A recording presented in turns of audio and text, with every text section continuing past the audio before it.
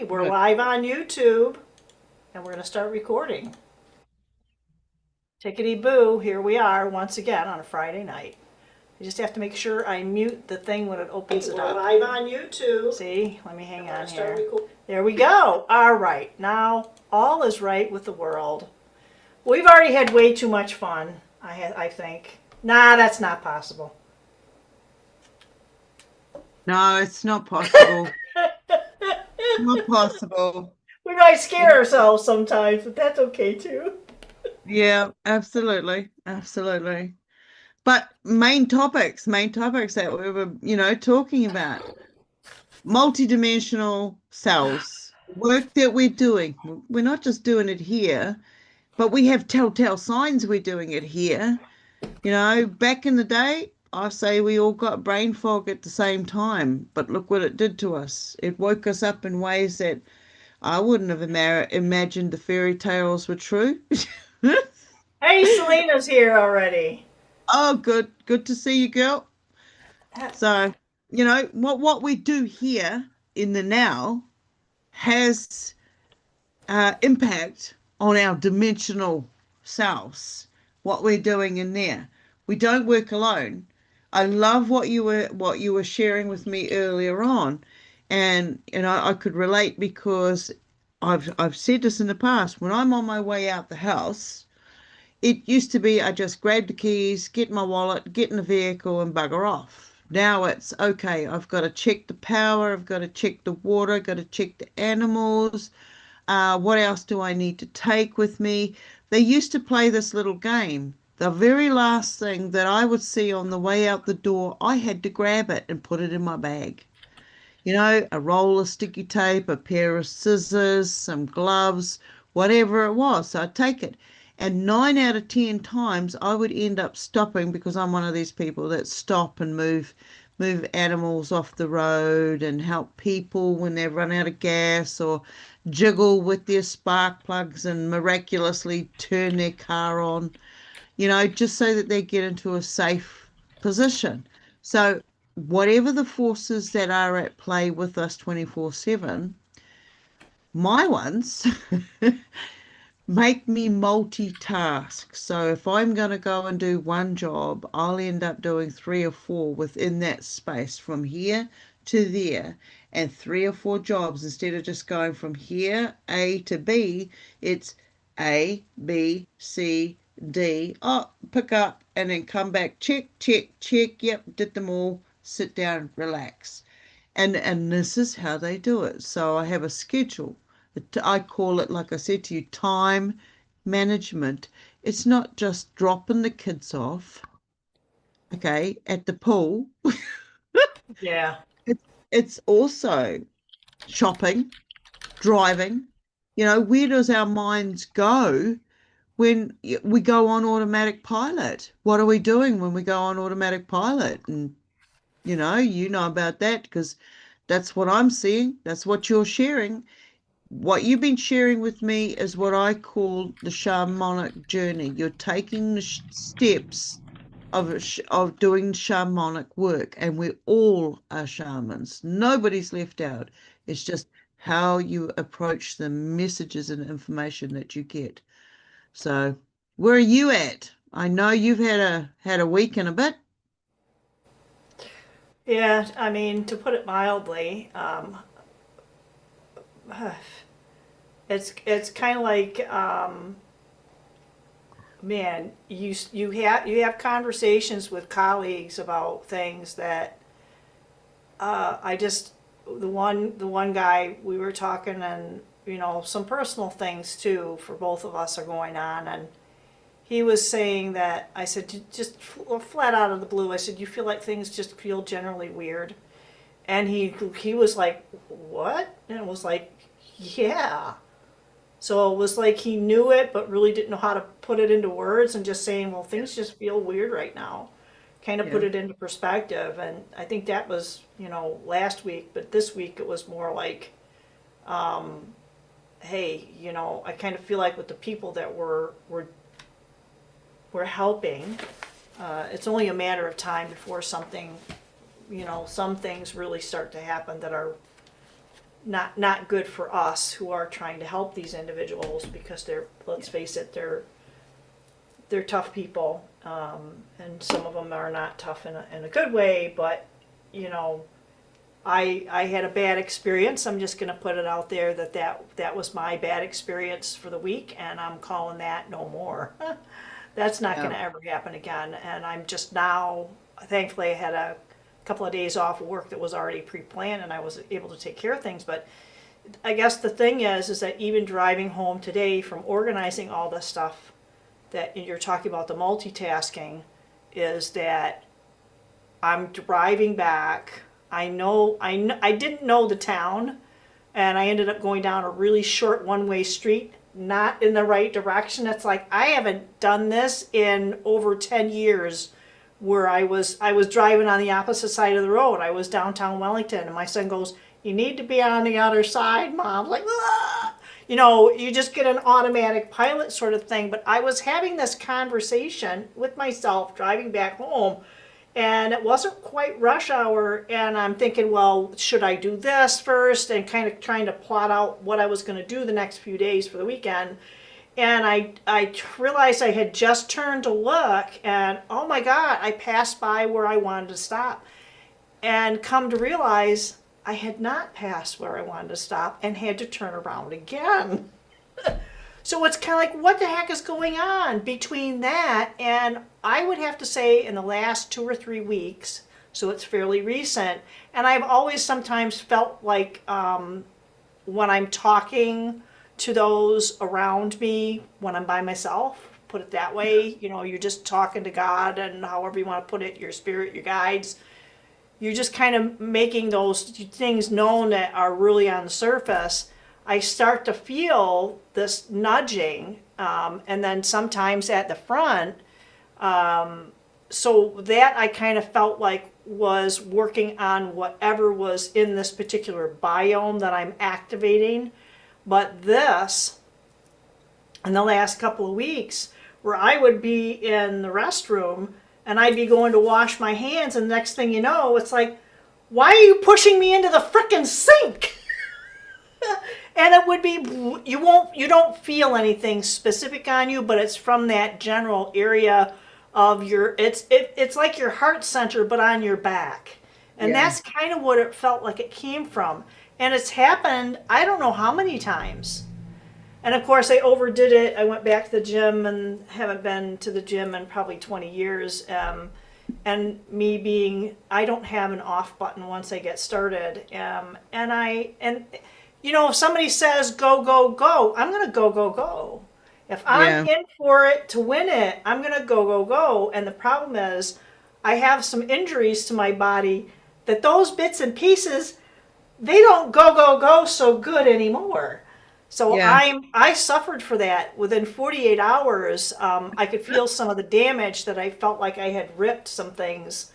And it's like, oh, thinking back, you know, that was probably pulling away from, I have some, you know, knee things, not as traumatic in one go. Mine are several injuries over years. And then it's, the last one was because of some of the, I think the ligaments are damaged. My kneecap kind of started to go, I was like, ah, that didn't feel good. But I mean, just this whole thing, this is all this week. And it's like, okay, we have to put things into perspective and figure out, you know, how we can manage this. And I don't think that's something we kind of talked about. And I think most people are on board with some of the multiple aspects of who and what we are. It's just a matter of making this work for us, irrespective of what the frickin' world says about the doom and the gloom. And you even mentioned the AI. I don't care. People, I had somebody telling me about the wars going on. I'm thinking, you know, I've been listening to this all my life. I am done. I'm not turning that on. I'm not listening to it. I am going to go ahead and continue to carry on. And this is my paradigm. As a matter of fact, I talked to Tanya, Maxine Wright, and she said the same thing. She says, I don't watch the news. I know there's stuff going on and it's horrible things, but in my world, I am great. And this is not closing yourself off. It's keeping you where you're at so you can hopefully push that out to other people and help them. Because, you know, people like me and maybe some of those other people, you're in the trenches. Yeah. We're in the trenches. Yeah. And yeah, I'm telling you, it got really kind of, I was discombobulated. I'm glad. Plus, I haven't been sleeping Yeah. at I all, th I at think a all. lot of people a lot of people haven't been. And the dreams, when they do get into their dream state, it's very vivid. You're not here. You're gone somewhere else. And I'm putting it down to the frequencies that we're being hit with, whether you want to say it's from the earth expanding out, earthquakes, man-made, however it's taking place. And then you've got the frequencies on the exterior of what we call the earth coming in. We've got the different frequencies showing themselves as yeah, indestructible beings. You know, this information is ages old and it should have been out there on the front table. People are going to freak out. We're looking at all the different tactics being used at once. And to me, that doesn't sit right. That doesn't sit right. When you are covering every single distraction that we can keep ourselves happy with, you know, food, sex, music, ETs, ghosts, whatever you are into is there at the front fourfold. It's right there in front of you, and it's larger than life. So it comes back to me, it's the fairy tales, you know, Hansel and Gretel, where this is the candy house where we're being given everything that we want to distract us. They've used our senses against us. We don't know the abilities of our senses, and as soon as they start kicking in, we start going, oh shit, I'm seeing ghosts, I'm seeing spirits. These things are always around us, always around us. I'm just speaking from personal experience. I can walk down the street and see somebody with half a dozen different friggin' spiritual entities or dimensional creatures with them, or when the last time they did a bloomin' time jump. And this is happening for all of us all the time. As I was saying, I first started noticing the stuff back in 1999. That's when I had a huge encounter with my partner at the time, and it woke us up to saying, yeah, we've seen these things beforehand, but not this close, not that close to the house. And for nobody else to see it and this sort of stuff, and to get, you know, we had this is back in 1999, and we had a Sony camera, big block, you know, a big concrete block. You sit, you know, fuck. Anyway, and we didn't capture anything on it. We didn't capture anything on it. It was static. It was white noise. But we both knew what we were pointing that camera at. We knew what we were seeing. And then after that, it just escalated. More and more started coming up. More and more things started coming into awareness. And then it was around 2010, 2012 when I noticed brain fog. Brain fog sort of took over the whole planet. And I'm thinking, everything you guys are saying that causes this brain fog, I'm not doing. So why is it that I'm getting it too? You know, brain fog. Oh shit, I forgot. What was I saying again? Ah, it still happens. It Mhm. still happens, and it's frequency. And we're playing with algorithms, Schumann frequency. We're playing with the algorithms created. You know, we were talking earlier about the, you know, it's an invisible warfare that's going on. It's an invisible, what do you call it? What did I write down? Where is it? I wrote something down about being, oh, invisible chains. Invisible chains, you know, when you go, just get out of the house and go to the shop and buy something you wouldn't normally buy.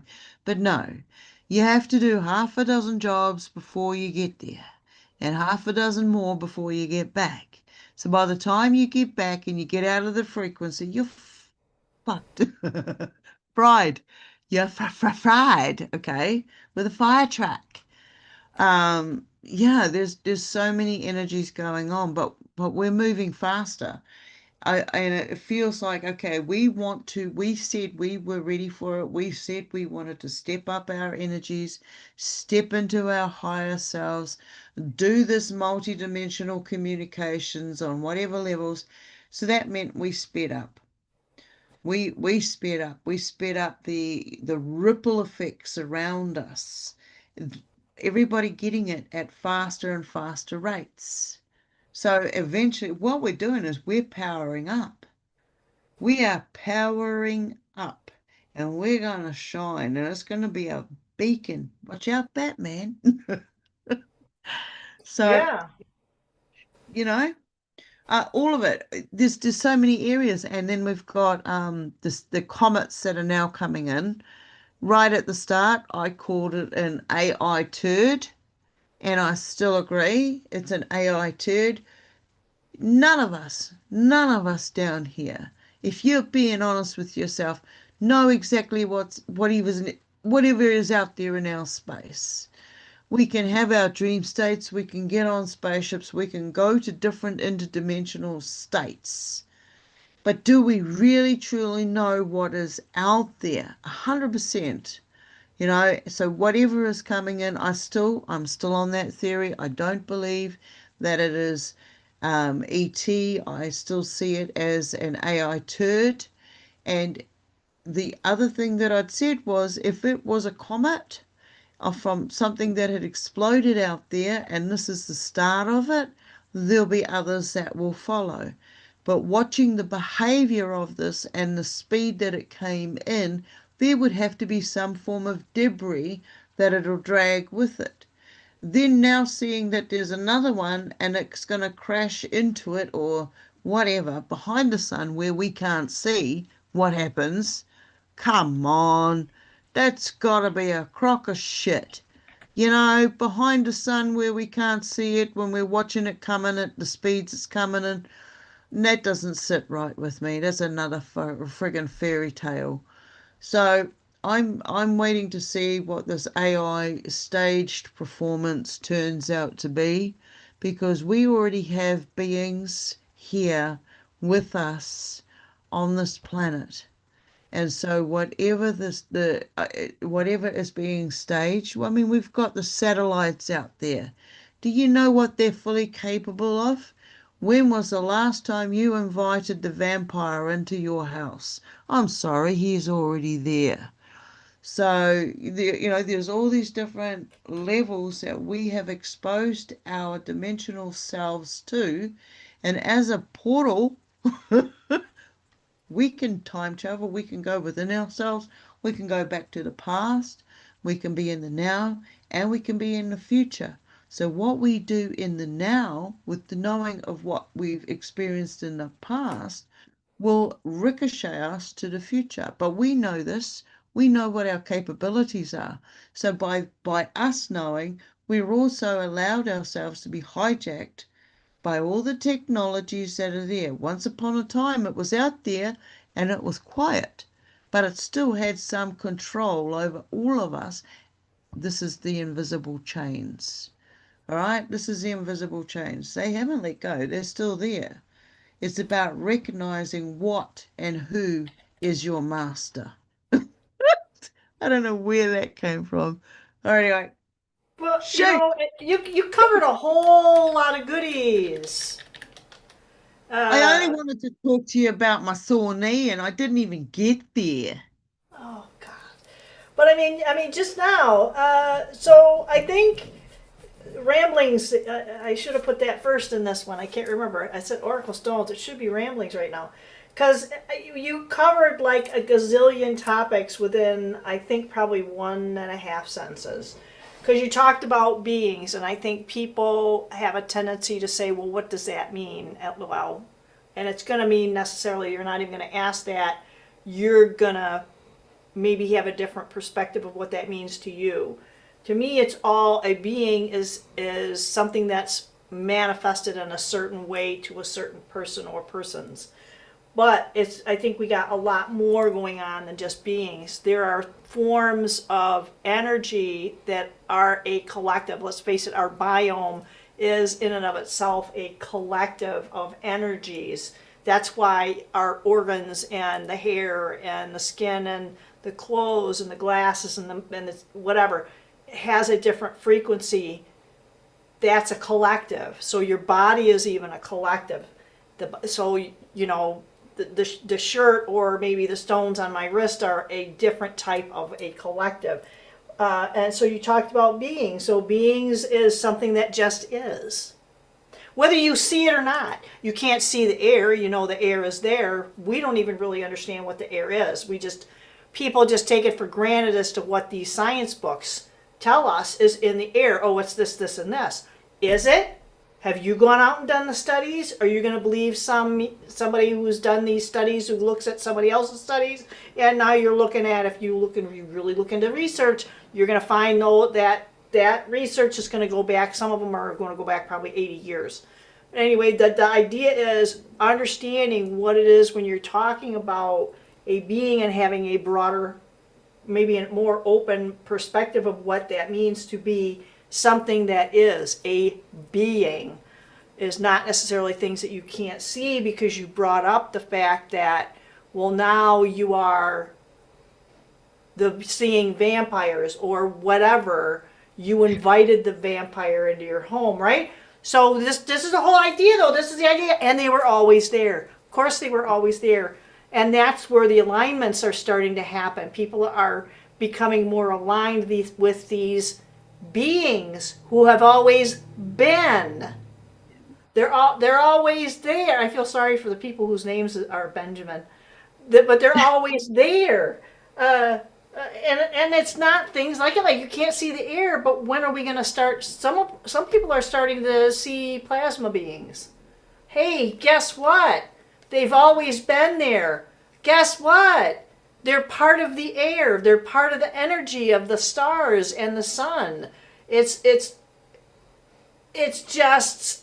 full of stuff. I take amazing pictures at night, and when you see those stars out there, and I take a movie of them, and I can do the stop on it.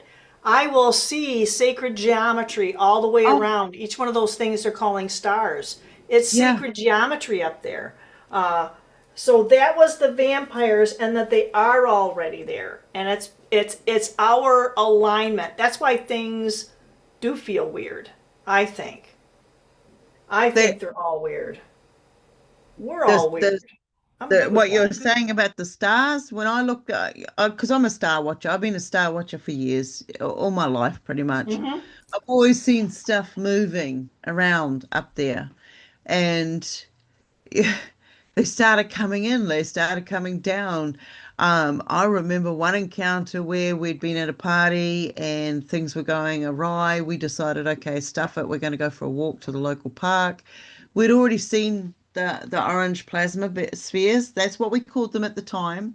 But then when everybody started calling them plasma, and then they changed the concept of what it was that we were actually seeing, we changed it to luminous. It looks like a flame, but there's no heat to it. It is a light energy, and that's plasma, though. That's what the plasma is coming out as, right? And that's what we get from the sun. That's the type of energy we get from the sun. The sun is not a hot device. It is a portal. And that's where I'm sitting with that. I'm 98% sure of it. Okay. But and that's okay if somebody has a different perspective on that. Some people, when I look up and I see that sacred geometry in the sky, even though I'm not physically seeing what I've taken images of, I know what it is when I look at it. I can't, because most of them have like what looks like, when you're doing the imagery, is a hole in the center because they're spinning out. The other thing I see is stuff flying off of them.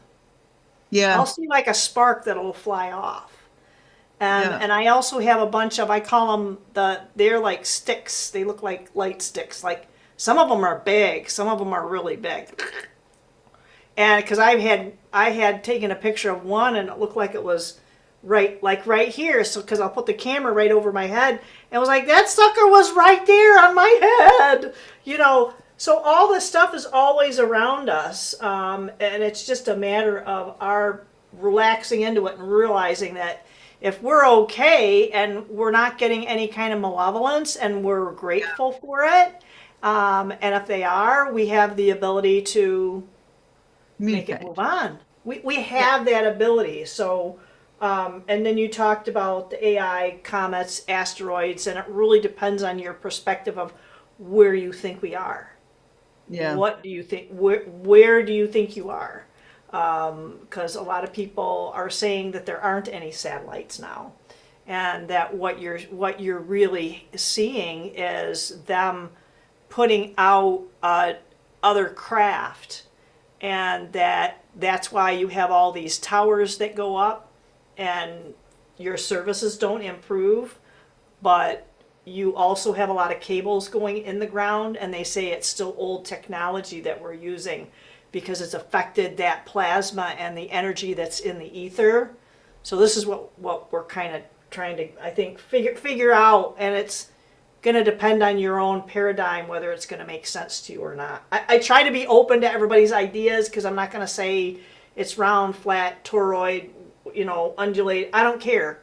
At this point, I don't care because it might be right for most because it's going to be Yeah. what you believe it to be. Well, So be careful what you wish for, I guess. yeah. See that's the thing. You can there's so many different categories that will cover either the paranormal experiences that you're having, the spiritual experiences you're having, the multidimensional experiences you're having, the ET sightings, right down to is it a comet, is it an AI, generated blue beam project? Is it some aliens coming in? I'm open for all of them. I know what my feeling state tells me. And if it turns out to be aliens of such and such a size and they're going to come and eat us and all of that, oh, well, I just hope it's fast. I hope it's fast. It only takes 3 minutes. It's not too long. You know, been there, done that. Sort of bought the shirt. Yeah, okay. Don't need to repeat it again. That sort of thing. That sort of thing. If it turns out to be some goodies coming in to save us and stuff, there is no such thing as a free lunch. Yep. And I have never known anybody to be a goody without requiring something back. Even myself, when I go out there and I say, I'm doing this just because I can, I don't want anything in return, and just walk away. Well, what I'm getting from doing that is it makes me feel good. It makes me feel like, yeah, because there was not much energy involved in the actual giving of it, that's what feels good about it. That's what says that is a natural instinct. And this is what we need to give back. So that is what I get from doing my giving without wanting anything back. I don't want any connection back with it. I just want to do it because it's the right fucking thing to do. So anyway, yeah. Um, so okay, where do we go for this? You were talking about the satellites and stuff. When I was a star watcher and the things that I saw, it was like eventually I saw it as a roadmap. If you have a look at the stars, they line up just sort of out of kilter like this, but they all have partners, and it's a roadmap right round. And I'm like, whoa.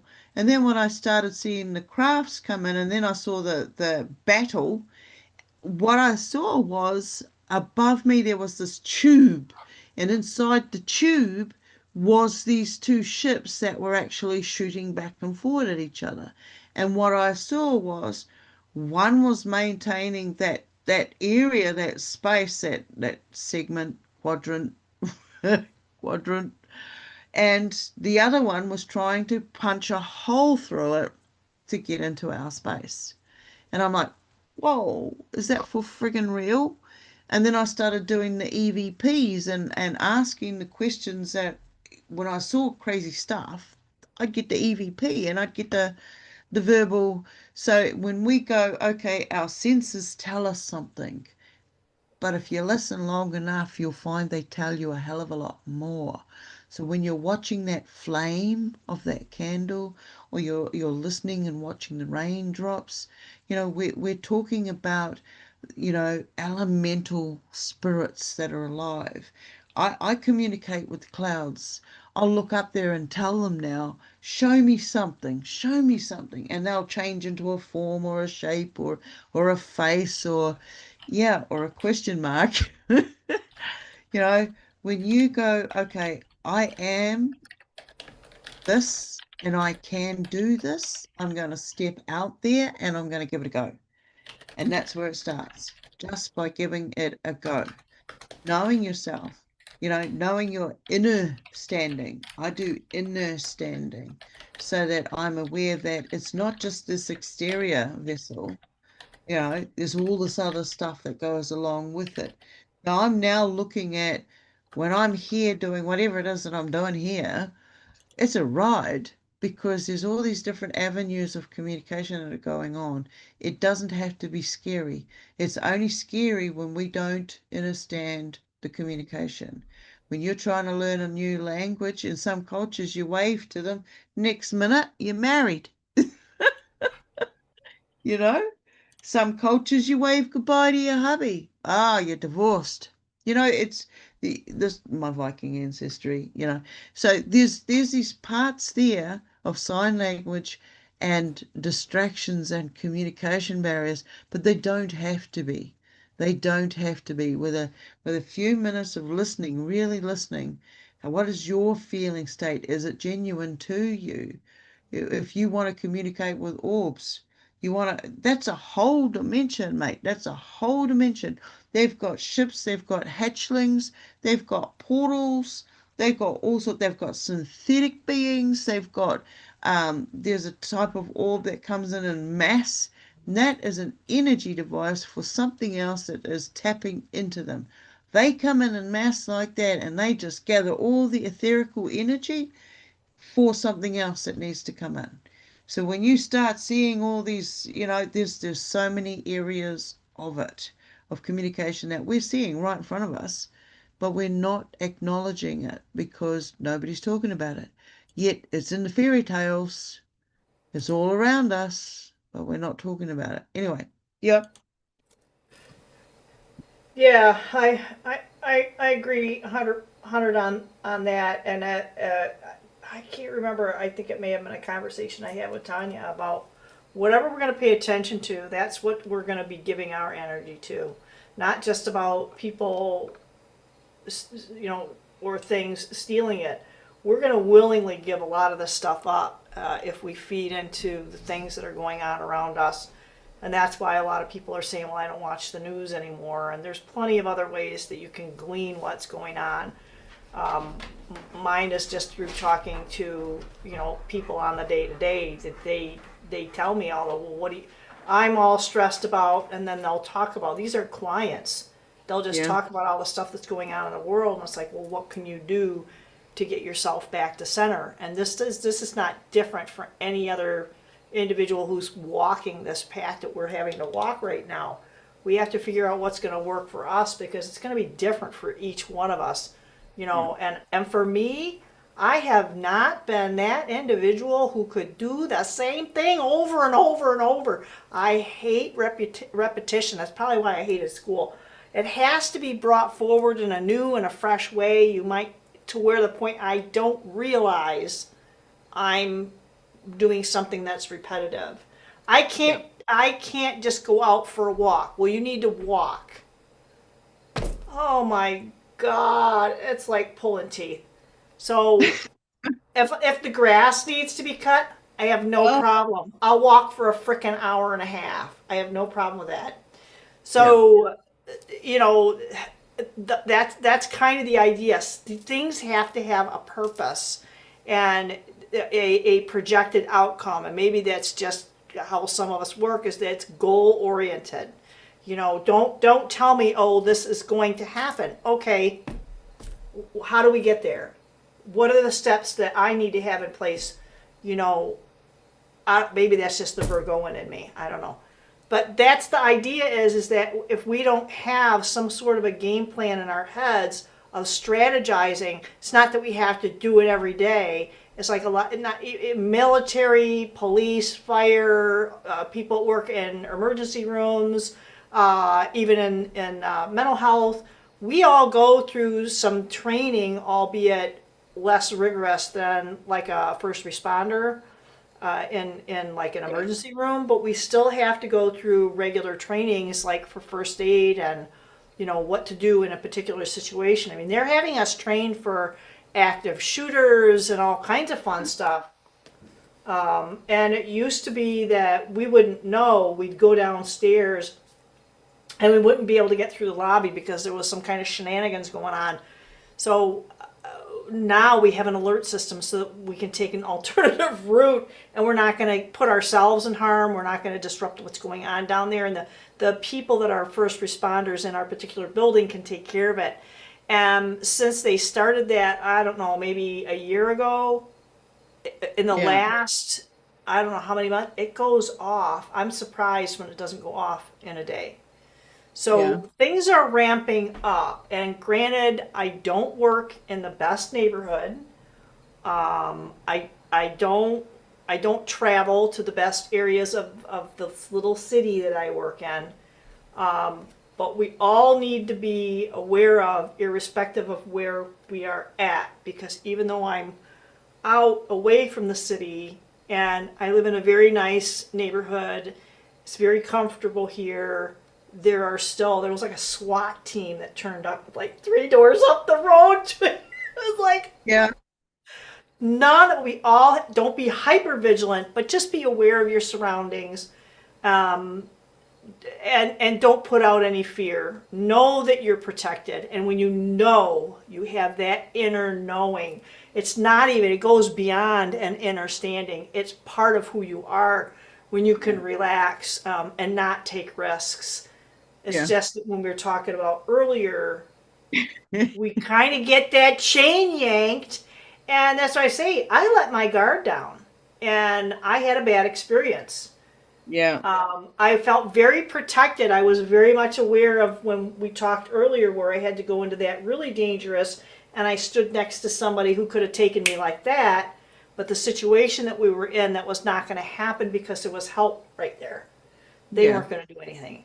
But I guess the point is, when you're in a good space, but you also have to be aware of when you are potentially not in a good space. And I let my guard down. And that's okay too, because you say, this happened. How do I need to make this? How do you make this better? How do we not even necessarily fix it, but how do I get back to a place where I can function and carry forward? And I don't beat myself up over it. I just acknowledge it and saying, that's not going to happen again. Period. It's just not. But the whole thing of still being discombobulated and getting my chain yanked again, and I was literally driving in a circle this afternoon. It was that recent. It's like, what the heck? So we have to be aware. So the other thing too, though, about that whole, and it was no time lost. I didn't have any time lost or anything like that. I was very cognizant. I knew what I was thinking about, and it was like, holy shit. So the whole thing is, I guess, what do you think about this? Is that sometimes we get our chain yanked to slow us down and say, you have to not be at that place until this period. These people need to do that. So this is all about a divine timing thing, right? Yeah. And they will use your body against you. Like I am like you. I wanted to, yesterday morning, I was having this fight with my knee. And I said, okay, look, if I have to, I'll show you pain against pain. I'm not afraid of that. Let's bring it on. And within seconds, there was no pain. It was like, okay, did I just change my mindset? Did it hear me? But I only got so far before it reminded me it wasn't long gone, you know. It just popped out for a minute and then it came back in. But I went out and I mowed a portion of the lawn. And I was like, yep, I know I'm going to suffer tonight, but I want to heal in a certain way so that I can get back to the stage that I was without that bloody feeling because I enjoy running. I enjoy, I'm not going to say it because that's Or you just wrong. do you just like to stay active. That's a nice way of putting it, yes. Yep, that's I'm But just gonna lay that one out there because don't we all? Let's then keep Alex, it G, shall we, please and thank you. so so I put it down to self-management. I put it down to, okay, I know what I've got to do for this day. I know what I want to get done. I'm going to get that done. So that's my self-management, but I've got to make sure, like risk part of it, like instead of saying, oh, I can't do this, I can't do that, I go, okay, what's the risk to me of doing this? So that before I go over to such and such a place and start looking for something that I shouldn't be looking for or whatever the reasons, I'm cautious of what could go wrong. Am I going to fall down a tomo, which means a hole, a sinkhole? Am I gonna get lost if I'm walking through the bush late at night? Do I know my bearings if I get caught out in a sudden storm? This sort of thing. I've been in situations, I worked in similar grounds that you did, and we go in with good intentions and we know we have a level of our own personal security that we can protect ourselves a certain way.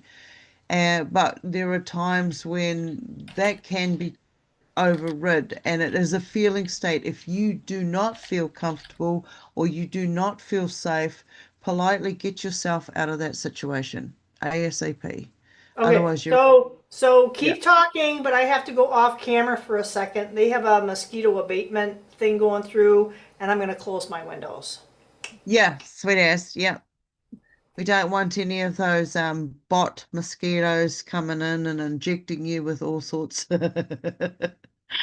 Okay. And then there was like this time when I was doing, you were talking about what we call here, it's a citizens defense unit and first responders from the local citizens if the units can't come in. And I was part of that. We would get a call out 3, 4, 5 o'clock, whatever time they gave us an alarm, and we had a location, epicenter points that we would go to. So if epicenter was there, then we would have 3 clicks out was where we would meet. There'd be all this other chaos within that area. And then we'd have units that would work in each of these borders, these boundaries from the epicenter with the certain skills. And it would be like 4 here, 4 there, 4 there, and 4 there. And they were having us training in areas for earthquakes, tsunamis, volcanoes, and plague at the time. They have since taken down the sirens, the tsunami sirens around some of the coastlines of New Zealand because there's just not enough public awareness about what they are and what they're there for. One time I went out there to hear one of these things go off, and I'm standing on the beach when expecting it, and there was nothing. I could not hear a single thing.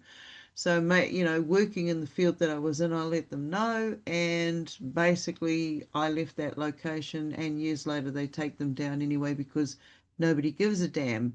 So basically, if a tsunami comes washing in through the west of Auckland, through the harbours, nobody's going to be aware of it because there's no siren to let them know. The tower to tower training I was doing back then was helicopters were flying from one tower, one city building to another city building with their radars, without sound. We had them hovering over our house a few times. We would see these orange plasma spheres that the sphere people that they're calling. I call them solar beings because that's basically what they look like. And that was the messages that I was getting before they arrived. Now, these beings were coming from the center, which was going to be on, which was on our map as the epicenter of where stuff would go down. And then the third point out was actually a tourist attraction, which when you got there, you would see that there was a lot of reptilian significance from there to the volcano to the epicenter. So as the needle was in between, which was the sky tower. So there was, and we were right on that ley line, right through, right through. So all of those buildings were placed on a ley line, and it just happened that I lived in that ley line. So there was a lot of traffic. And because of the contact, there was also a lot of doorways, a lot of portals, but I didn't understand what was going on. I just had a lot of traffic, as I put it down, a lot of traffic. And then I got to a stage when I said, I will know when I have to leave because I will be told. And within 2 weeks of that, I was gone. I found a place turned up in another location, a truck turned up, and I was packing, and there I was gone. So, and my knee, what they'll do is they'll target one area of us to keep us in certain positions, and you won't feel anything when they want you to move out of that position. You'll have no pains. You'll have a pull. They'll start pulling you to get the jobs done because they want you to work faster. They want more communication. They need you to set the environment energetically wise so that they can safely come and communicate with you. And there's going to be a lot of that. There's going to be a lot of that. So that's where I'm at with that. I had heaps of other stuff, but it's your turn. Oh, wait on, wait on. You're talking about risk management and risk safety. Look, mate, when you get the message that somebody wants to talk to you, they'll guide you. Now, I stepped out onto my veranda and I was stark as, I'm sorry if anybody saw that, they would be blinded now and lost in the bush forever. But I was directed one location and I'm like, nah, don't want to look over there. So I turned around, and as soon as I turned around, I just knew something was there, and they just shot this beam of light across the sky. There's no way that these are what do you call it, meteors and stuff. This time that they go from A to B is a very short span before they burn out. A shooting star just keeps going and keeps going and keeps going right across the sky. But these ones are like, dit, you saw it, it shot over there. And I'm like, thanks. I'm going inside now. It's cold. So if you get these feelings, these inclinations to look in certain directions, and this is where the communication is coming in. One thing I've noticed, I don't know if you've noticed it or others in the audience have, the frequencies that we used to get coming in would come in on one side with one frequency and go slowly across us and come out with a different frequency. That hasn't been happening for about 6 months, give or take. So how about you? As far as what? How about me? As far as what? Have you felt any of those frequencies? Have you heard any of the high pitches or anything guiding you through the different areas of the house? Not specifically the house, Okay. but there are certain times of day. So that maybe there are certain tones that if it's certain times of day, that makes me think of something that's a little less organic. I'm just going to say Yeah. non-organic when we're hearing those types of things. What I have been hearing more of in the last couple of weeks are the very deep bass tones, but that's not during any specific time of day. And you can really, really feel it at least I can, on the left side. And it's very, very deep, it's not uncomfortable, it's just different. And just, bringing into the awareness and saying, well, if this is good, good or is it bad? I don't know. I have some kind of weird detachment thing that I've had all my whole life. And maybe that's how I can have this sort of non judgmental, not placing moral judgment of good or bad. It just is. Yeah. There really is. It's a weird thing because a lot of people really struggle with that, not having placing a moral judgment. So you say it's good, is it bad? I can't answer that question. Is it useful? Ooh, that means a lot more to me because I feel like that there is this thing that people call the shadow that is extremely useful. If you are in danger, are you going to hide out in the bright sunlight? Heck no, man. You're going to find the shadow. You're going to hide. So it's really about what's going to be useful, what's going to, and yes, keep you safe, but also what's going to make you more powerful. Because that's what I'm about. And even with this physical form, I've really been feeling very guilty about having this sedentary life for so many years that, I used to be extremely fit, which I am not anymore. I mean, I think I talked to a lady a couple of weeks ago. I was like, I used to do handstand push-ups. And granted, that's the physical form, but we can manifest through it. That's why I have Popeye arms in reverse. And Mate, I have wings. So what are you worried about? I know. I feel like I'm coming in for a landing some days.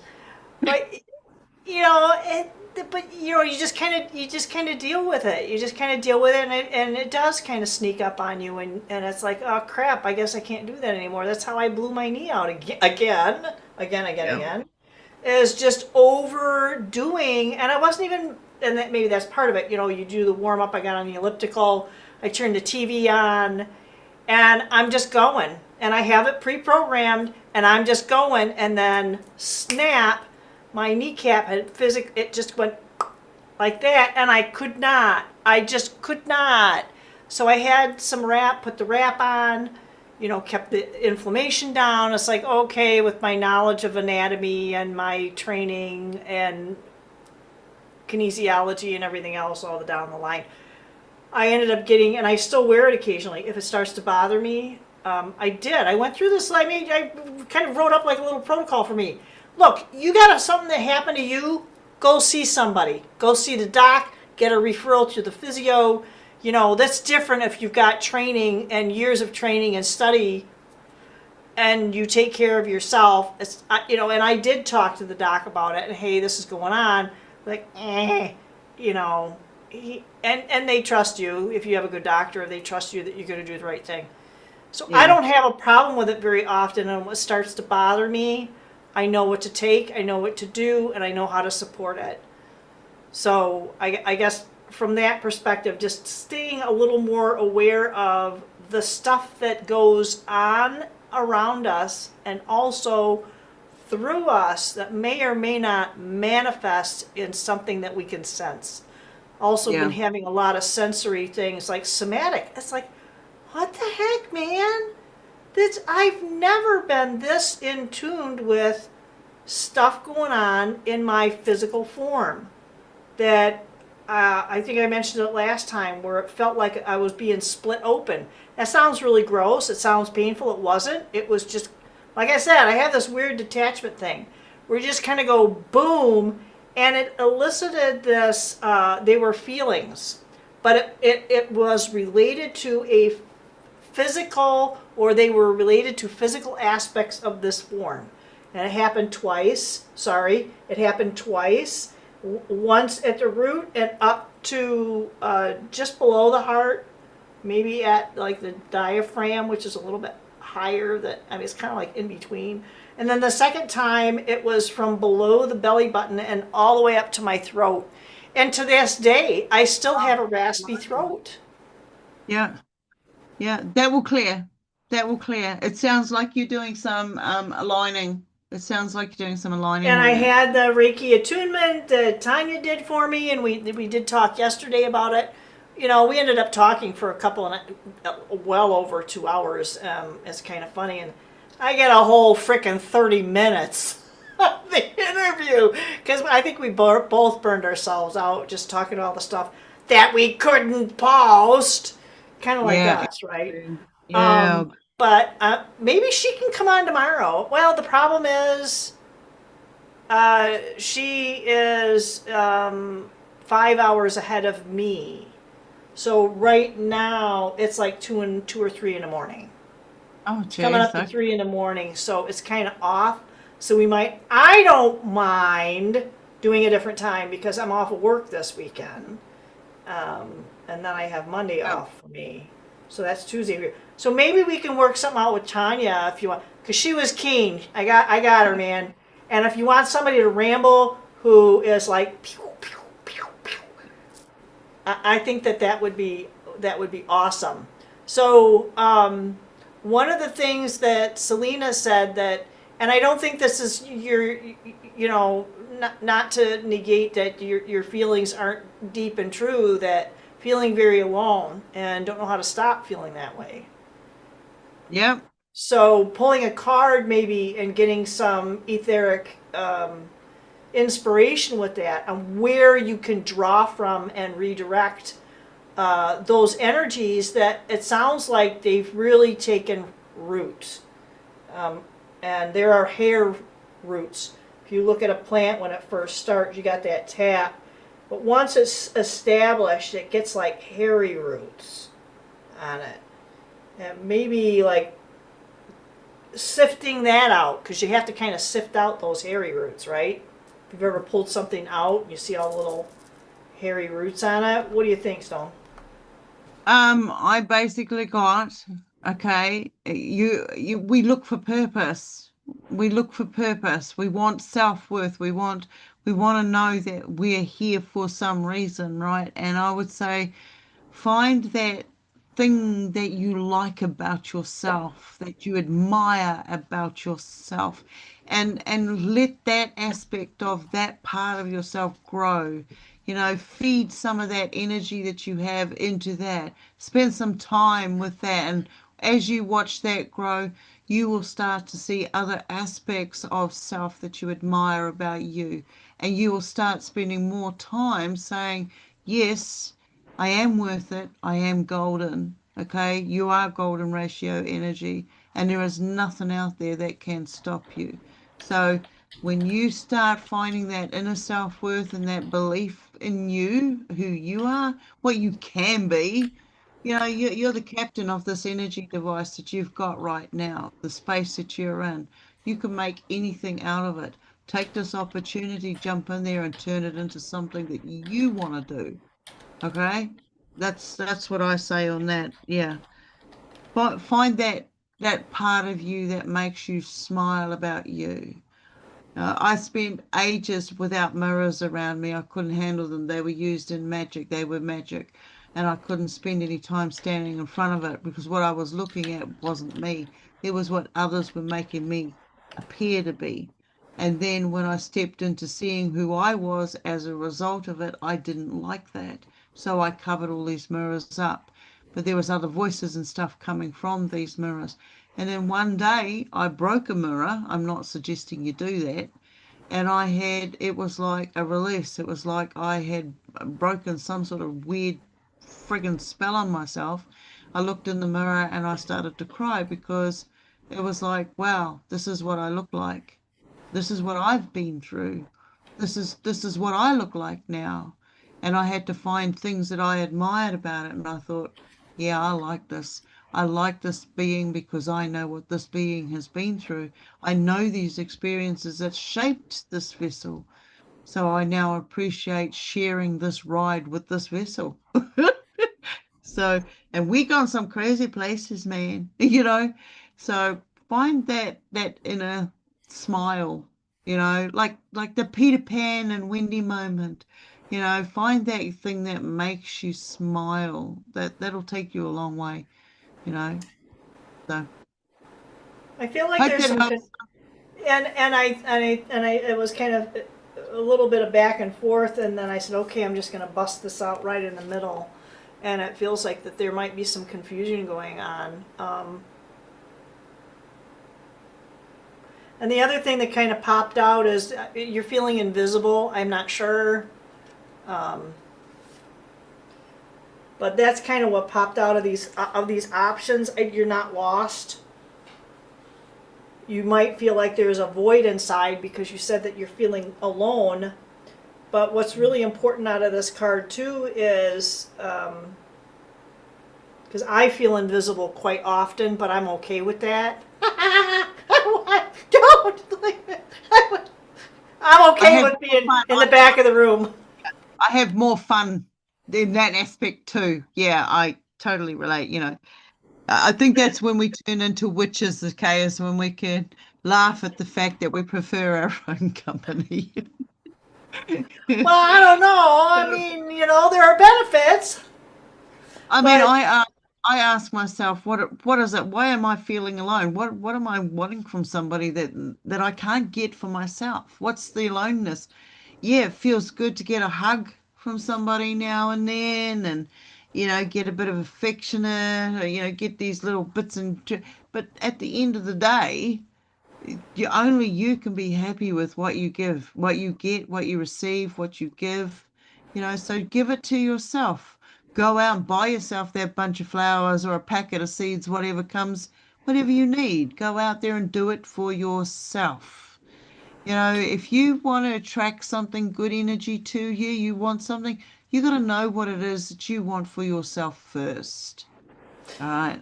Yeah, I don't think she runs away from anything, but there definitely feels like, and a lot of us can kind of go through that, even if we are in a relationship and a very good and solid relationship, you can still feel something that will creep in if we allow it, and it's easy to do. We all do it. That you do feel like there is some sort of void. And one of the things that kind of making that little shifting to a different facet of who we are, and the one word that I found for me personally, so find the word that works for you, but for me it's been gratitude. And Yeah. if I feel some grief for a certain situation that is in the happening in the now, I will just express a great deal. And you and I had a conversation. I was like, well, I do talk to the guides, and I do talk to whomever is around me, and I feel very enveloped most of the time that, I do. And I think that's why I'm getting these nudges. Keep doing it. Keep doing it. Just don't guys, just don't do it when I'm going up and down the stairs, because I don't like the elevator. You just don't. But the feeling invisible can be really, really tough. When you feel like you're invisible, the only other thing that can be more challenging is if you're ignored. Yeah. That's a trigger for me. That it's not as bad as what it used to be, but when I am ignored, if I say something and I've had this happen at work, they'll turn their back at me, or they'll see me approach, they'll go like that, and they'll turn their head and they'll turn their back to me to purposely ignore me. So don't run away. We might feel invisible. I say embrace that invisibility and figure out where it is. As I say, I still kind of have a problem with being ignored, but it's gotten better. Can I say something? I mean, Yeah. I know where you're coming from there. Oh shit. Anyway, have you ever gone up to one of these people and say, "Excuse me, have you got an issue with me?" No, because it's not appropriate in the given circumstance, because there are other people involved that would not be appropriate to confront that individual at that given point in time. Because I have to be sensitive of not just my personal feelings. Because it's not usually about, because where I work, it's not just about me. It might be it's not about staff. It's about people that are there to get help. So I can't be confrontational with that individual right then and there. I'm not meaning in a confirmational way. We can be But that diplomatic. to me is just kind of confronting that person, and you have to wait for the right time period to do that. Have I done that in a way? I'm not using those words. Yes, Okay. So you've but let I don't them. use those words. I don't phrase things quite that way. If So I if don't someone. use me. I get away. I have ways of wording things to get people to confess to me. Yes, same. Yeah. Yeah. So you I mean, get them to confess, and you'll tell us that's over here, and they'll start pulling their little threads and they're connecting their dots, and they're going, "Oh my God, I did that to her." I've had people apologize. "Oh yeah. my God, I'm so sorry. Did I do that to you?" I said, what do you mean?" I don't say, "What are you talking about?" because I know exactly what they're talking about. So, but what do you need? What do you mean by what? Can you explain that to me? And then they'll kind of go through their thought process and they'll apologize. So it's Yeah. kind of a way for them. What does the Bible put on it? Don't return evil for evil, but return evil with good, and you'll heap hot coals on their head. They will heap hot coals on their own head, I think, really. So that's Yeah. kind of the idea of getting people to it's not manipulation, it's opening people up to their own. They get to see. You can hand them the flashlight, but damn, Skippy, you word it in a certain way, they're going to turn the flashlight on their own dark spots. That's So right. that's That's kind of the idea. I mean, to get back to Selena's whole thing with it's going to take work, kind of like what maybe I just explained to it. So, but you are not alone because that's three, and this is like grounded work, and it's not you have to do rituals or anything like that. I'm sitting here again. I have a hardwood in my house, and the hardwood is connected to the wooden beams and the cement and the tie rods and all that kind of fun stuff. Which is to me, it's very grounding to have bare feet on my hardwood floors. So that to me is grounded. And even if I have a pair of socks on, I still feel really grounded. So that's kind of what it is even you can just picture it. For some reason, I was thinking about this earlier, how people say it's like, look, get roots growing out of your feet. That always makes my stomach turn. It's like, that's creepy. I don't have roots. I can picture light and other things. Do what works for you. you got Roots ain't, toes roots and ain't going to, yeah, huh? Yeah, toes roots. and fingers. Roots, toes and fingers in the soil. Yeah, you energize yourself. Well, Roots. yeah, but I don't have to do it physically. I can do it through the hardwood floor with imagery. Yeah, so And you when can. it's 30 below outside, I'm not going to go. Well, I have actually stood out there. No sock. No, In my area. I have seen some very crazy things this week, and I have to say, topping it all off was a dog in a nappy. Right, that to me is a very crazy thing. Because I was thinking about putting my goat in one. I'm He's sorry. so good. He was sound asleep and he let me do that. Hey, I tell you, I put a bell on my cat and it's changed his whole psyche, his whole demeanor. He's not out there roaming around, running away, chasing birds. He just sits all day now in front of the window. I'm like, are you depressed? But he goes outside and he sits in the sun and he lays there with his belly. And it's like, what happened? What happened to you when you went missing? He came back a totally different cat when he went missing. He came back with a bell on him. That's not my doing. And yeah, he's kept it on ever since. He's not wanted us to take it off. So Wow. it is weird. It is weird. It's like my goat has a. I want to bring my little fella inside, but I know that I can't. He's like a little dog. He is so cute. He's like a little dog, and now he chases me around the farm. Stone Hobbit doesn't have a dog. She has a friggin' goat. What happened? You know? I say we're never alone. We're never alone. We have the abilities to reach out and communicate with our inner child, with our higher selves, with the different versions of ourselves.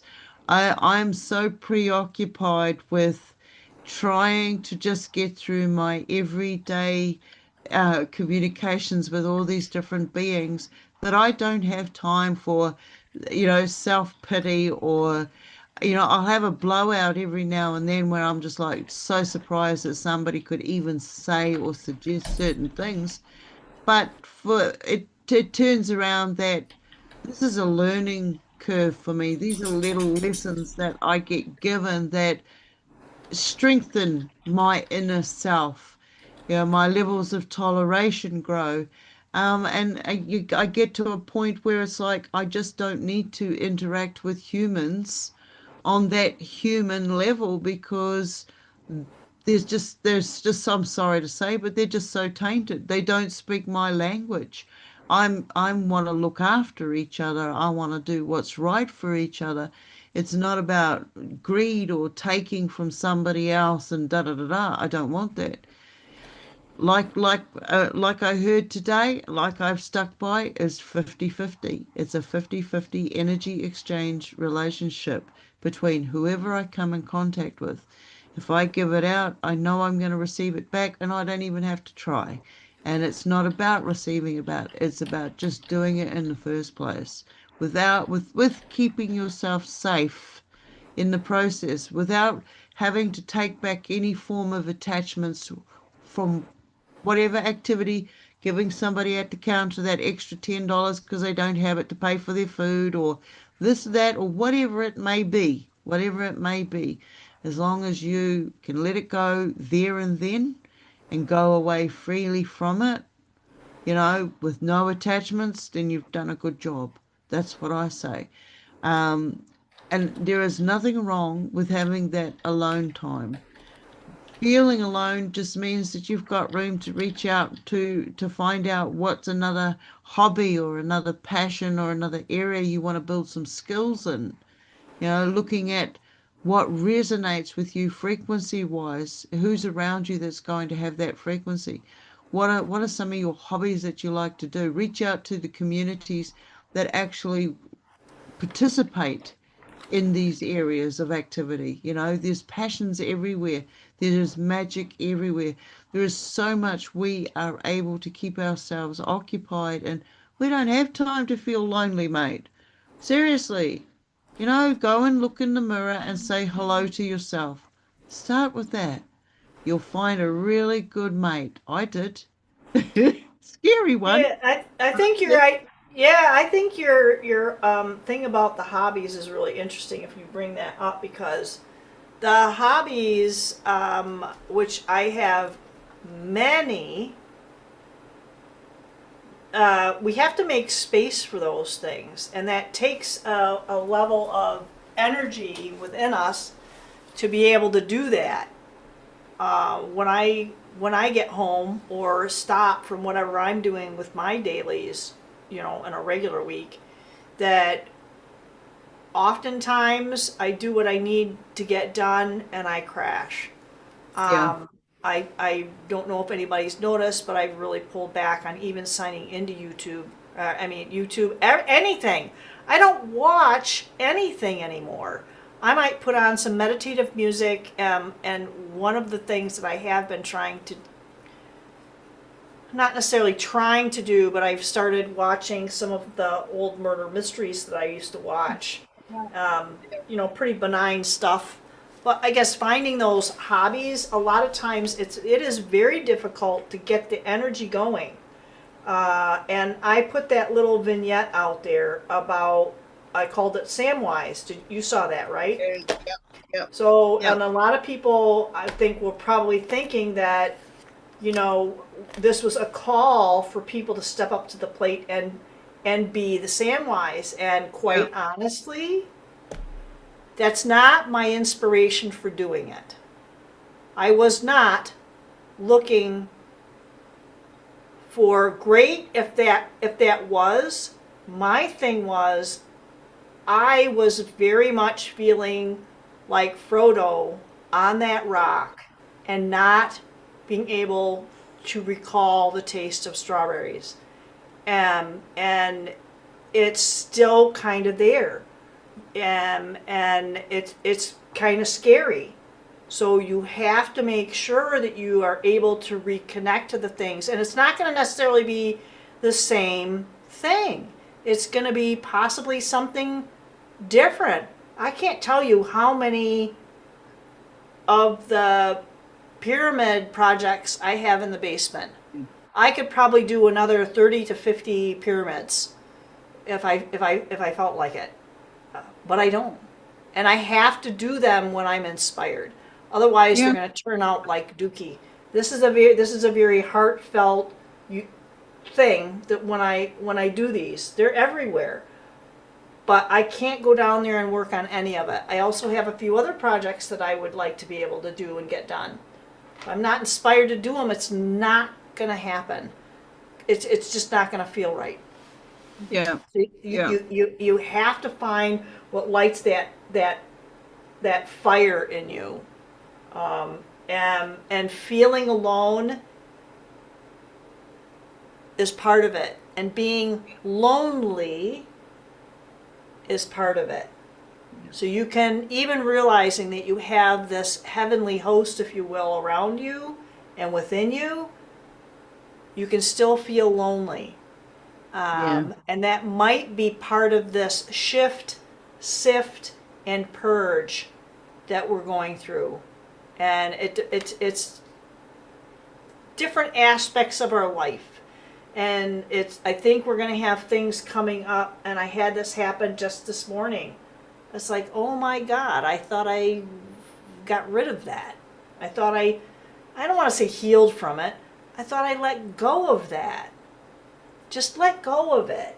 And yes, there's the memory of these things that have happened, but let go of it. And it's okay if you remember it and you have this little bit of a grief or a weep or stress or anxiety. You acknowledge it and let that go.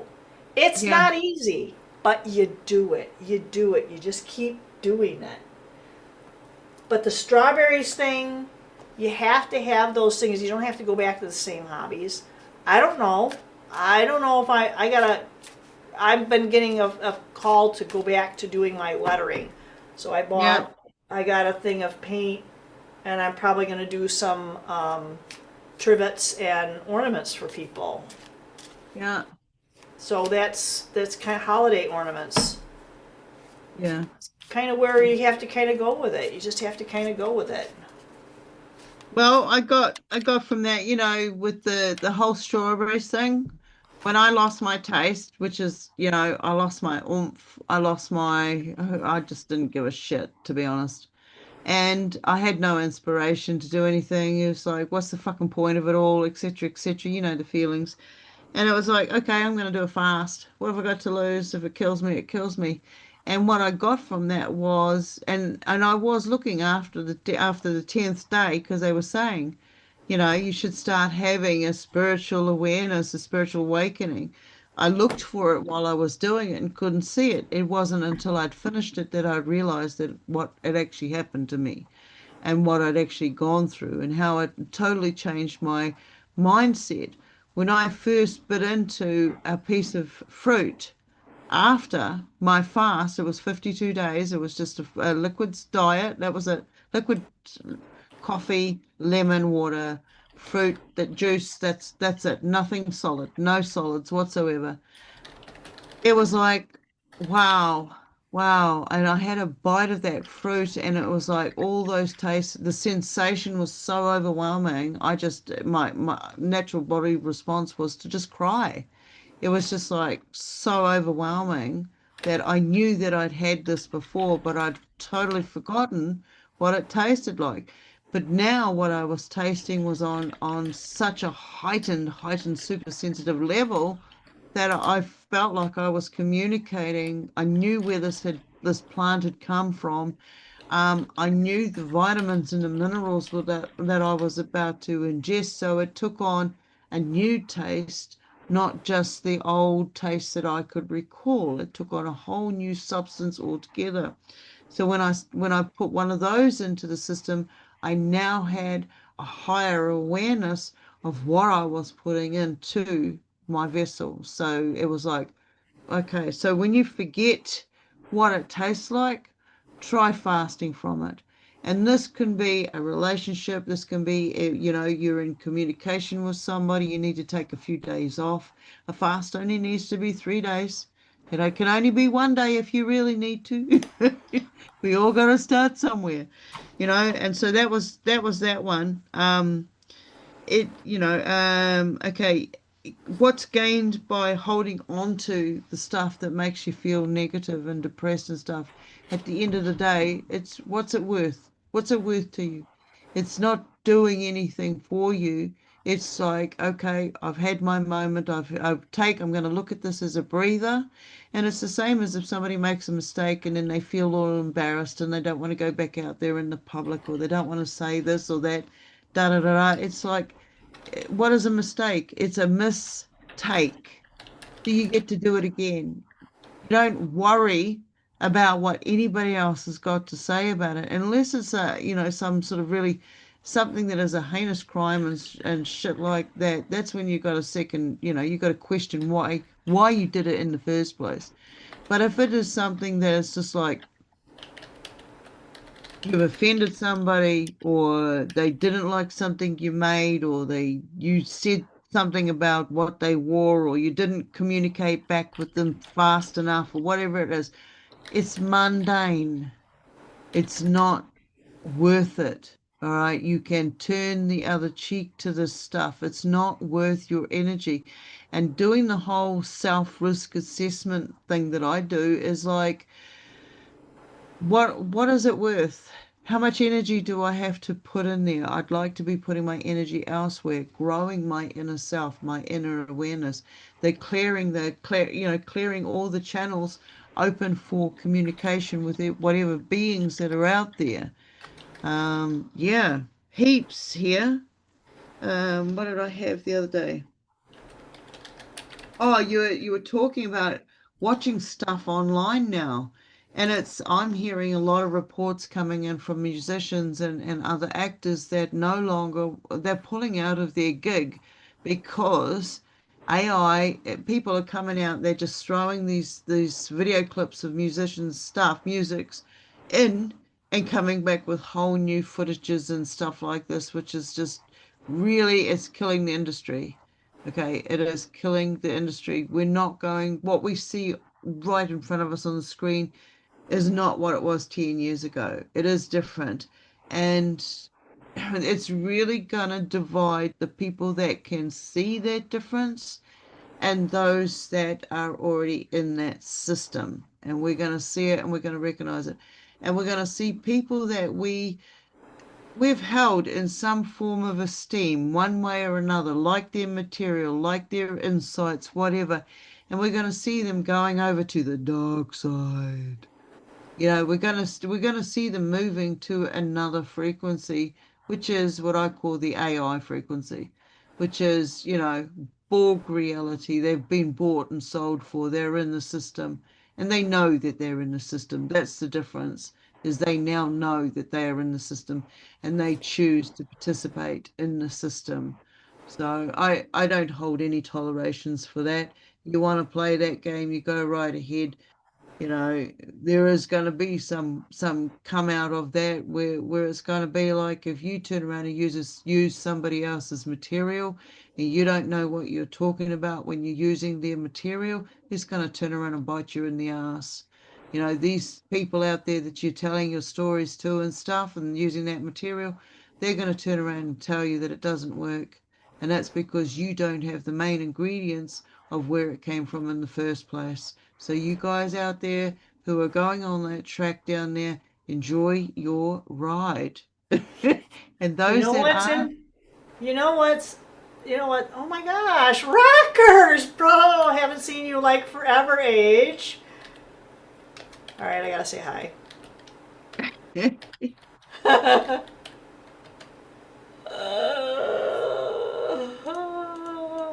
All right.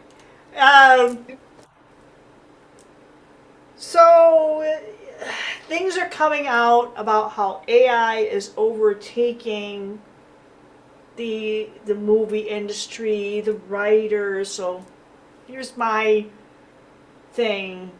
With all of that, we were aware of this years ago, only because how many people were not calling it Hollywood? Mwaha! So who were calling it Hollywood? You know, we were calling it Hollyweird. I've been calling it Hollyweird. So I have somewhere in my vast video array a little vignette that somebody put together of Will Smith. And it was blue screen, it was this screen, I haven't looked this good in years, and you think I have time for vacation. And it morphed into this, and it was this little vignette that was put together of, this is all lies. I mean, ultimately, that's to me what it said. It was very entertaining. People got a giggle out of it. But, you know, you can put the shits in there if you want, because that's ultimately not what it was done for. It wasn't done for either one of those things.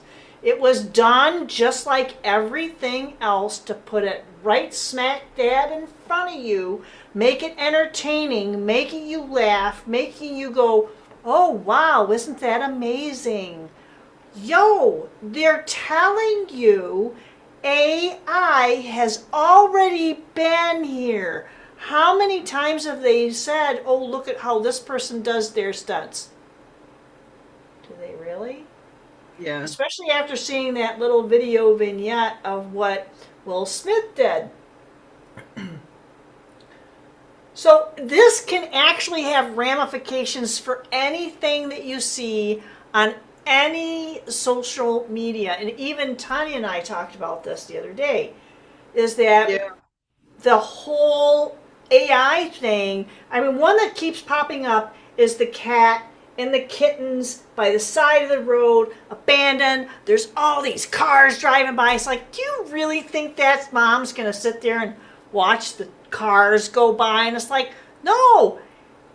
Honestly, that cat knows it can make a whole other box and fill it up, and that box is not going to sit by the side of the road. Yeah. So, you know, just kind of, yes, AI, absolutely, Michelle. AI is ancient, and people are just now starting to hopefully wake up to that fact that this is something that's been around a very long time. We just have, and you know, in your phones, in this, you know, lights and the computer and everything else, this is like dumbed down for the masses for us to use. What's available? I mean, they don't even with the stuff that they tell you about. Like, they don't need a camera. They don't need a microphone. They already have everything set up for them. They might have other things that are like off of our street lights or off of. They can even drive by. They can drive by in a vehicle and blast you or your home with a type of, I'm just going to call it a machine. And they can see in, hear in everything. All they need is Wi-Fi. All they need is your Wi-Fi router, and they can see everything that you're doing. Yep. They don't need a microphone. They don't. My computer is hardwired, and I'm tempted just to take the Wi-Fi routers out. I don't even really need them. But yeah, I mean, there's just all this Hollyweird stuff. That's already been around. It's already been making us a little bit in bits and pieces more and more and more and more aware. And when we went through our shit and shenanigans back in 2020, they said that Los Angeles was a ghost town. And even after things started loosening up, nobody was around. Nobody saw the big name people. And a lot of them, they say there was actually like a whole underground tunnel system under there that people, that's where some guy came forward and said he used to work at a Starbucks or something like that that was underground. He did that for years, made really good money. But he said that's where all the Hollywood people would travel and get around town. That wasn't up with all the plebs. They were down there making their rounds or going from one place to the other doing what they needed to do. But I guess the point is that there's so much that is underground that we don't see that has been going on for a very long time, and you can't tell me that this happened, since the 1930s. I've watched the history of movies in the 19, from the night. Actually, it was back in the late 1800s that they had movies. Sorry, they had movies. They had cameras. They had color cameras. They buried all of that stuff quite literally, and restarted the whole program at that point. But I've seen all that stuff. I've watched it. So there's stuff that people need to be aware of, that those tunnels and all that stuff that they're saying was put together for the Hollywood people to travel through. No, that was there way before them. Yeah. And those tunnels likely were parts of buildings that were above ground. Let's think about it. Yeah. Because, I mean, you are painfully aware of liquefaction. Well, I say that they used, the same technologies that they've got now, they had back then. They have to put a lull in it. They have to let the generations carry on so they're not aware of how old this technology is. 3 generations is all that's needed to lose the technology, but it's not gone anywhere. And that's what I'm saying is like, you look at the videos that are on right now, and they're using tragedy. Okay, they're using the weather devastations in countries, the floods, the trees falling down, squashing people, but when you look closer, you actually see that it's actually AI generated. And that to me is taking this whole AI stuff to another level. Whether AI is actually doing it or whether it is somebody else that's Okay, generating we cannot feel bad for those crisis actors that are no longer able to work. They're out of a job because of AI. Exactly. Yeah. And that means if we're watching that, we're also going to watch our governments fall to the control of AI. It's going to take over. It's going to take over the power industry, the communications industry, you know. Yeah, I can see it happening here already. I mean, right now they're saying there's a thing called SNA, significant natural areas, and they're telling farmers to give up an X amount of percentage of their farms, get rid of a certain amount of, livestock or crop to plant these native trees or pine trees. But at the same time, they're closing all the sawmills.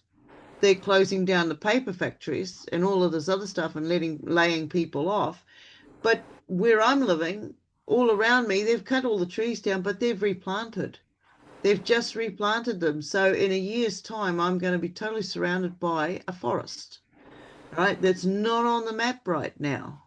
So, we can see what they're doing. And what this means is if you've got this land, the government will be able to swoop in and say, oh, this is a significant natural area, so it comes under conservation. We've got to protect this. But this is on my land. No, it's not. It's a native bush. We need to protect it. We've got trees over here, the Kari tree, and it's meant to be protected, but then it's got this fungus, this blight that's taken over it, and it's a man-made blight as far as I'm concerned. I lived amongst these trees, so yeah. But That's interesting that you're talking about this. So where they blocked it off and they're trying to say they're in the name of conservation. And my head immediately went back to Theodore Roosevelt, who established the national park systems back in, what would have that been, like the 1930s? A lot happened in the 1930s. It kind of feels like that they're hiding technologies and ancient sites in these areas. even within those parks where you should have access to most of the natural areas, you might have to hire a guide type individual or whatever to take you through those places, which I would love it. I would love to be able to go through some of those areas if I had somebody that I trusted to go through them. But to track through some of these areas, I'm sure you would be able to find some of that hiding technology. Unfortunately, I think a lot of that is going to be in protected space. I don't think you're going to be able to access it anymore. You know what I mean? Yeah, yeah. I was gifted a big box one day and I opened it up and it was every sheet was a piece of a map. And I've never put it to fully together. There's like 100 pages or so. I think there's actually more than that. And each page is about this big, and it's hand drawn. It was hand drawn. And it was done by George King.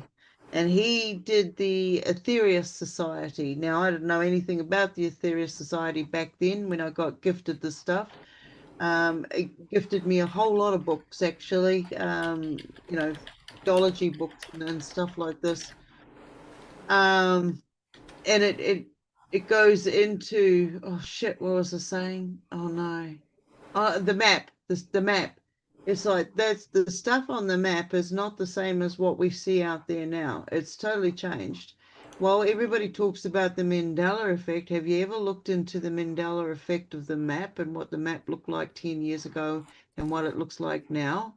And how come they have told us that there's only star A, B, and C, and now star A, B, and C have partners?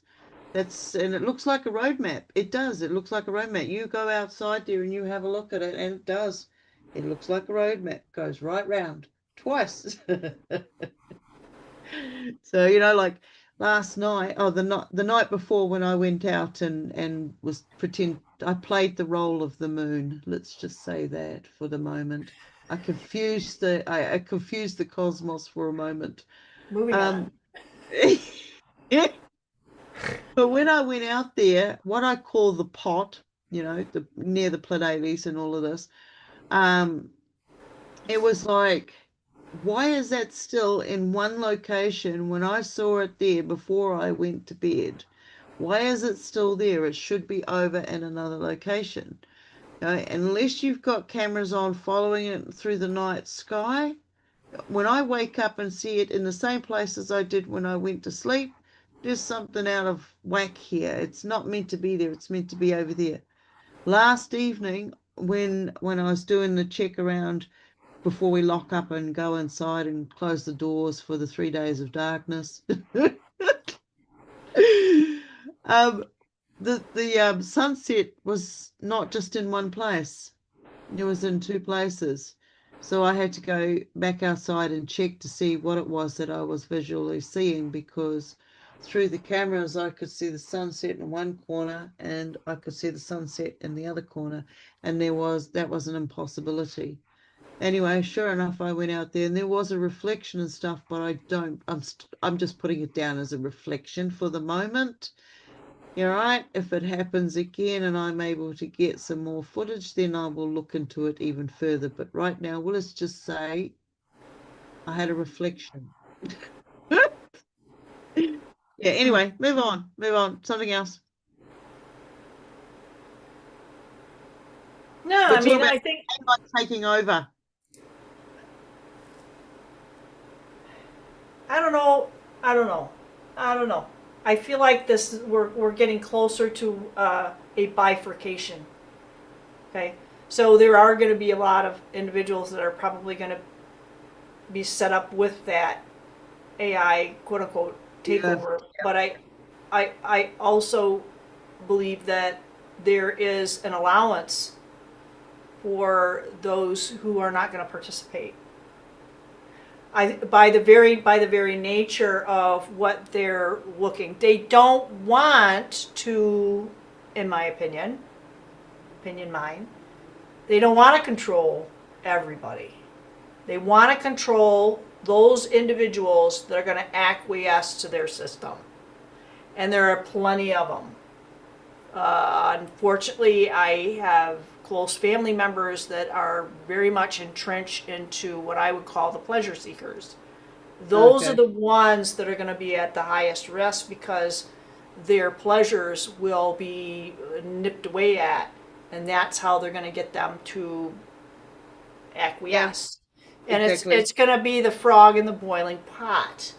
Yeah. And it started that. I think that this was the litmus test was in 2020.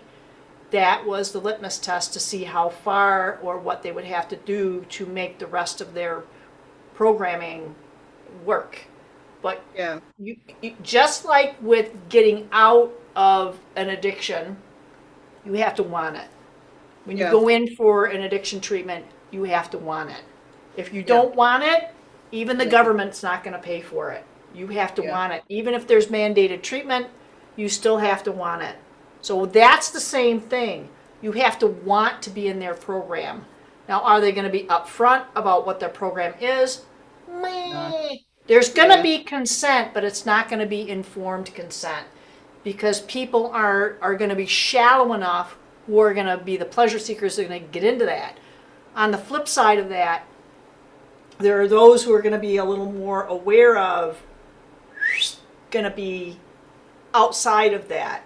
Those are Yeah. going to be, and it's not going to be, some hippie commune type thing. I think it's going to be a lot more sophisticated than that.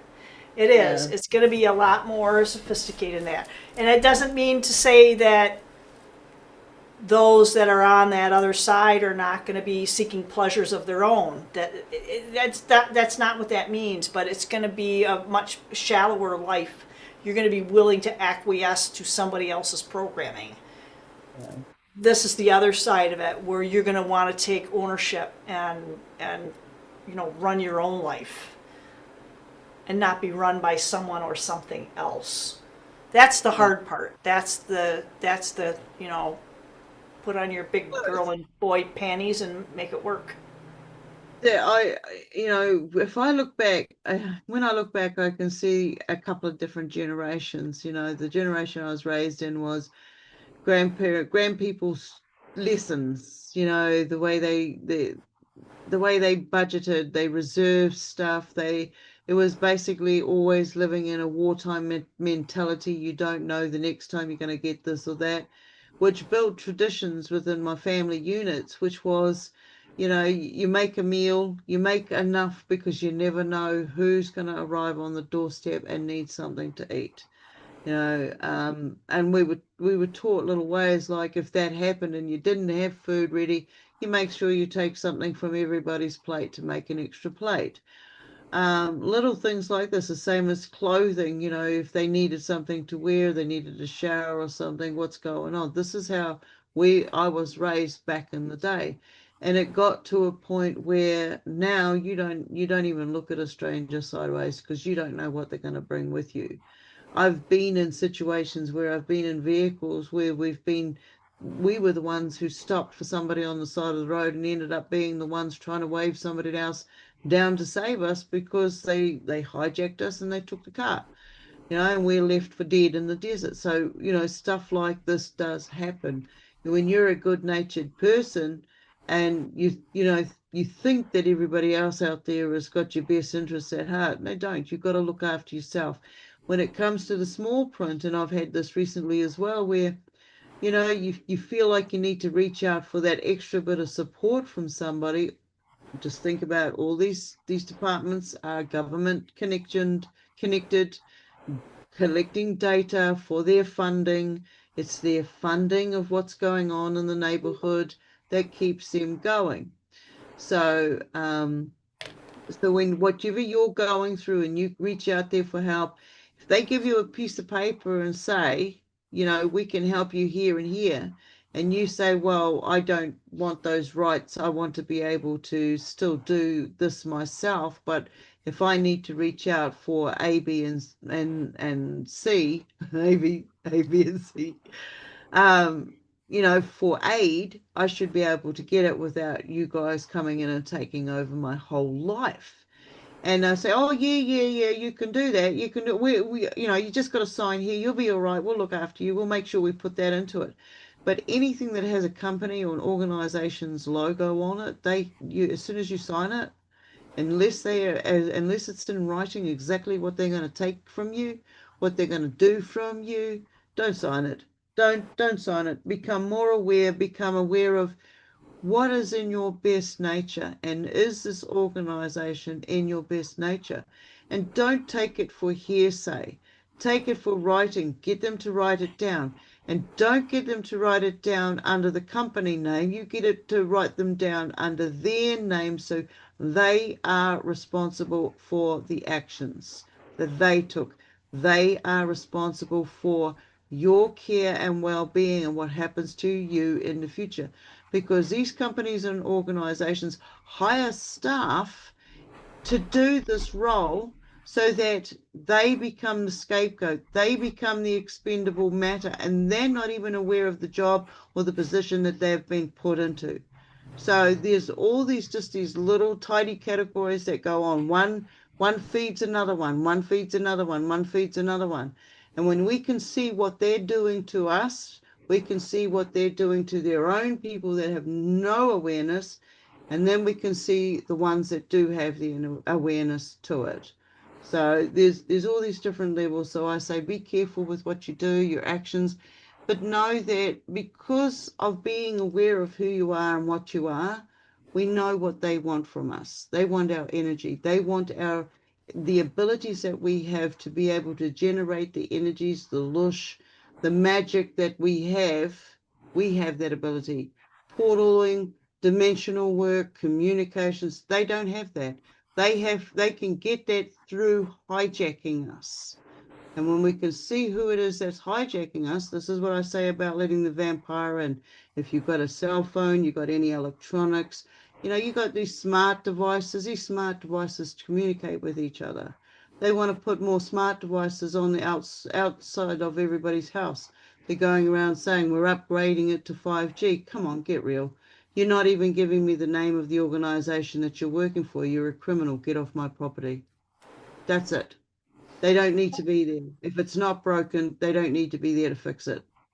I don't So, want any and smart devices. I want to be smarter than all of my devices put together. So yeah, I want them all to be as dumb as possible. So, and it's hard. You can't even hardly find anything that I you can go to like refurbishing places and they'll have like the older washers and dryers and all that kind of stuff. And yeah, you can do that. I do have new stuff in, but all of that is turned off. I mean, if somebody yeah, could access it, probably, but yeah, I don't use any of it. Because like, what a pain in the butt. It's hard enough. It's hard enough driving my own bus, you know, yeah. I prefer without hands-on. having to manage the business going on out there. It's like, no, thanks, I'll pass. Yeah, yeah. So, being on your own, being isolated, it's not always a bad thing. It's not always a bad thing. There are communities that people can reach out to. I started a community-based one here for suicide prevention. I work in the suicide prevention for farmland. Well, it's not, the company's not called Farmlands, but for farmlands. So people who live out in rural areas and stuff, and they don't have somebody to talk to. And there's a lot of death on farms, whether you want to admit it or not. There's a lot of death on farms. And when you have an emotional investment into, what you're doing and stuff, it can take a toll. So, and I've watched this when you don't have those connections with other people that you can just veg it out, get it out, and move on. It can build up and become quite, bad, if you want to say. So I work for that in that area. Is like, no, we don't need to go down there. Our lives are precious. The time we have here is precious. Who we decide to share our energies with, that's one of our precious points. We can connect with anybody. We can make those attachments and we can disconnect those attachments. But we're here for a reason. We may not know what that reason is, but you got, at the end of the day, believe in yourself, because you are valuable. You are here. And it does mean something. It means something to everybody. So, yeah. 100%. I don't know where I don't know where I was going with that. Well, no, I think that was really kind of probably 5 minutes ago. I wrote out envision your version of heaven, and Yeah. that's ultimately what you're trying to do. What we're all trying to do. Yes, we have all this stuff going on, and yes, we do have to be at least have a modicum of preparation. Here's my thing too: is that if you're meant to have these things in place to give you a 3D relief system, I think back to what happened a couple of 3 years ago, or was it 2 years ago? I don't know, where they had all the flooding in North Carolina. All those people that were up there in those hills, a lot of them were preppers. Oh, So all their yeah. prepping is gone. Their homes are gone, and that's just gone. So you may not even have access to that. So within your own self, within my own self, if it came to, I have a family member, well, I'm prepared. I have my bug out bag and it's in my car. It's like, what if you aren't near your car? What if Yeah. your car can't drive? What if it's an EMP? What are you going to do then? Your bug out bag's gonna be bugger all. So you just have to kind of say, yep, I got my emergency packs in the back of my car with emergency blankets because I travel a lot for the day job. Hey, that's great. That doesn't necessarily mean I'm gonna have to use it. I hope I never do. So in my heart and mind, yep, that stuff's in the car. I'm chill. But envision your own heart's desires. Build that universe. Build your own universe. And when you get into that manifestation mode, you can make these things happen. I mean, they Yeah. just happen. You just maintain that mindset that I am going to be okay. And maybe that's some of the shaking that's going on to get us distracted from some of that. That could be part of it too. I think life's just going to get really freaking interesting in the next Oh, I three think to it's five already years. interesting. Yeah, I think it's already interesting. We're Yeah. going to have a lot of other beings interacting with us in visual, and I'm looking forward to that. I really am. I'm concerned about the light beings at the moment, the plasma ones, because they've not them, but man fired first. And if we look through the paintings of history and stuff, you'll see this has happened before.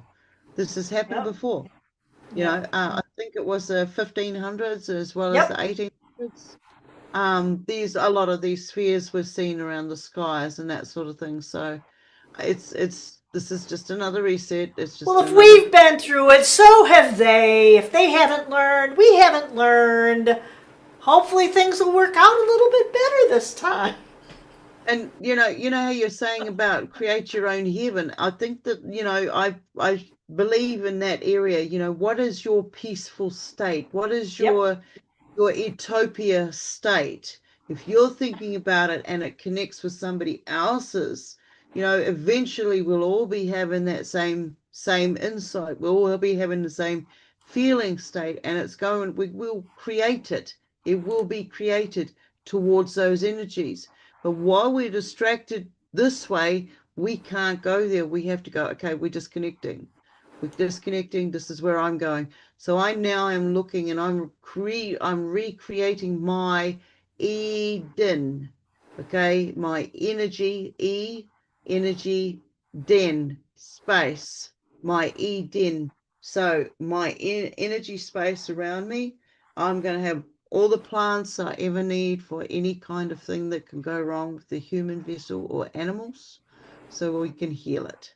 I want to have our full abilities back online so we're communicating with each other with a clear intent, because it's the only way we can use our telepathy is with clear intent. Otherwise, it's just not going to come online. We're already using it every day. We're already using it every day. But we need to know that focus, that clear intent, knowing that we don't want to get gold out of it. Okay, we want to get that 50-50 connection energy flow going. That's all we need. We don't need anything else. And like you were saying, my bug out bag is up here. Okay. If I know the tools that I can get from the land and my environment around me to dig my hole or to make my lean-to or shelter that I need to be able, and the plants that I need to be able to make fire and all of this at night, not during the daytime, all the little safety factors. If it's up here and you have the ability to go out and actually practice it 2 or 3 times, just to, 2 or 3 times just to keep the rust away. Improve just on one skill. Know the plants, the edible plants in your environment. If you're traveling a lot, you'll be driving like, oh, there's a fruit tree. Oh, I'll keep Okay, that in mind. I'll keep that let's in keep mind. in mind, let's keep in mind the word edible. That's, So, yeah, so everything is edible. This is whether you're going to survive it or not. Let's just keep that in mind. So make sure you know what's not poisonous. And if something is, knowing how to prepare it. I mean, we don't yeah, have to all be, experts. And this is why it's going to be kind of important for us to maintain and grow a local connection system. I mean, it's great doing this online thing, and there is nobody that is close to me. Geographically, there is no one that is yeah, close by. So everybody that I feel like is in the know I think the closest one is maybe 90 minutes away. yeah, yeah, And that's okay. There is this very settled feeling that whatever is going to happen is going to happen and things are going to work out. There is no fear. There is no fear with what we're all going to be going through, and I think that's why I say I don't have like a specific picture and write things out and vision board and all that. No, I have like an overarching feeling of peace, protection. It's like some personal cosmic egg or something that I am able to envision that or embody that thing that I would call a version of my own personal heaven. Because yeah, everybody's version, what are they, one man's pleasure is another man's poison. I can't remember the saying, but it's something like that. It's something like that. But I mean, even with the dog, I'm dog seating the little long-haired doxies on the floor right there. That's not my dog, but I mean, thing cried for 2 days, so that was not my personal heaven. oh, But no. he's acclimated, so a lot of times we might have a little bit of grief and moan and groan and complain. But hey, dude's pretty happy, snarked out on the floor. It's like, where did he go? Don't trust anybody, right? And I found him. He was on my bed, laying. I think his nose was tucked under his arm, and Oh, he's a bit two depressed. days, 2 days, he's like chill. And I wake up at 2 o'clock in the morning and he's snogged out on top of me somewhere. And so, Yeah, we get uncomfortable, we whine, we moan, we groan, we complain, and it's like, dang, it's not so bad here. I got food, water, shelter. It's not the same as what I had before. But you know what I mean? So it's kind of like that thing too. Just make your own and envision your own personal heaven. Things might be uncomfortable for a while, you know. yeah. That kind of sucks, though. I'm not gonna lie. Nobody likes to be uncomfortable, me included. No, But you no. just kind of keep that. You know, yeah, you're saying that there's nobody in your area. I mean, there must be like now's the time when we can actually reach out and do some networking and find who is in your space. Like I know people that go to the local markets, the local grower markets on the weekends and stuff. Some places have it once a month like us. And just see what's available, see how close they are to you, see if they're in the same mindset. There are groups at libraries. I think libraries, I don't know about your guys' community centres and stuff, but local libraries or places like that. Do you I have a mean, community? I'm kind of, I'm not as remote as what you are, but considering the area where I am at, I mean, I have a former coworker that's 10 minutes drive away, not as awake and aware. I actually interviewed him. He was like maybe the third or fourth guy I interviewed on my YouTube thing. I was a Randall Sparling. He's an amazing human being, but you know, what do you do? What do you do with something like that? You have to kind of feel out with where people are at, and grow your own skills, and just kind of Yeah, figure it out. I'm not concerned about it. With people living so far away, some people need that. They need that closeness, the tightness, and you even sit like, yeah, I really do enjoy my alone time. I just kind of like it. It's nice, it's quiet. I drive my own bit of business between the four walls, and I don't. It can be a very, very good and comfortable place to be.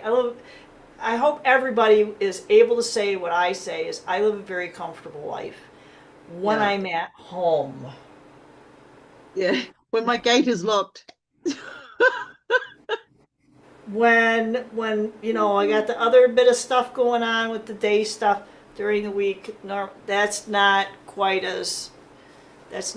I was very discombobulated with the stuff that's been going on the last month or two, and not anything I can publicly share. Yeah, But yeah. anyway, we all have that kind of stuff going on, but we have a lot more topics that we wanted to get into. I feel like we kind of are winding down to it. We've been doing this for basically 2 hours.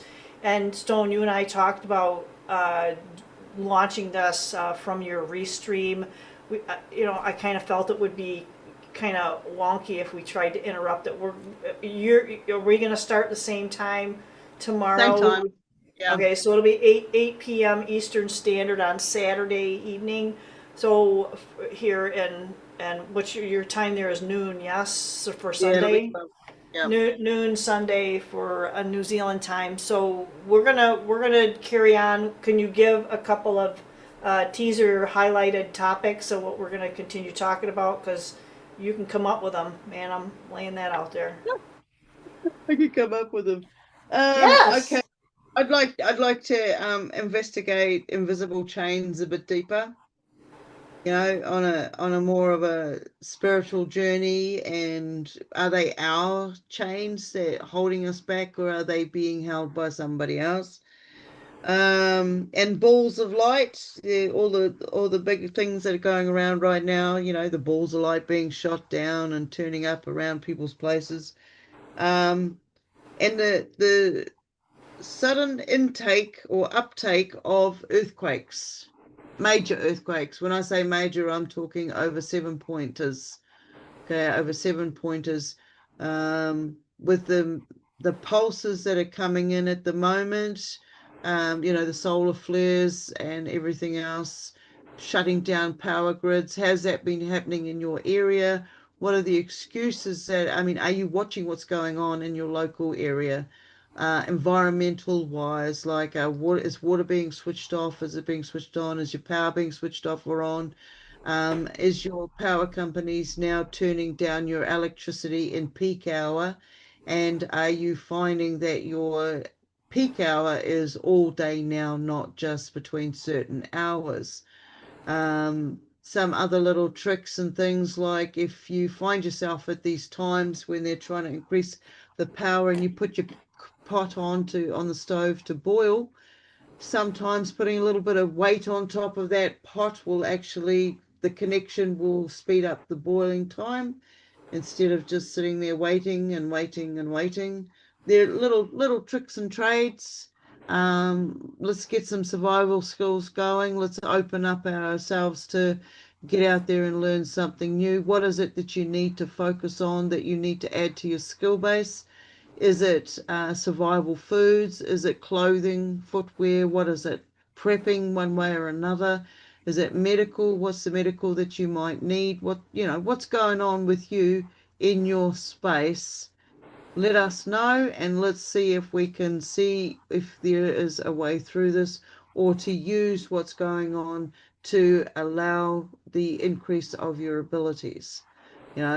Read the energies that is in your environment, see what's going on. We all have abilities. This might be the time for you to increase what you've got.